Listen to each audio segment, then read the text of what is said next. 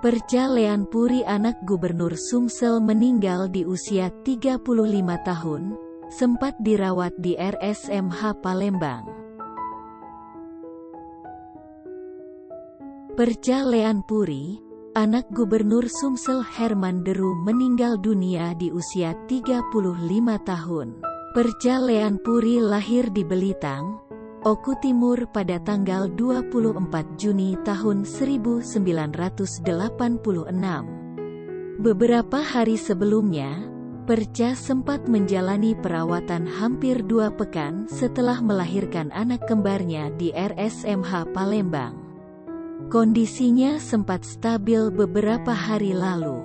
Kabar terbaru disampaikan Dr. Zen Ahmad, spesialis paru-paru RSMH, Kamis, tanggal 19 Agustus tahun 2021, putri sulung Gubernur Sumsel Herman Deru ini meninggal dunia sore ini, pukul 17.45.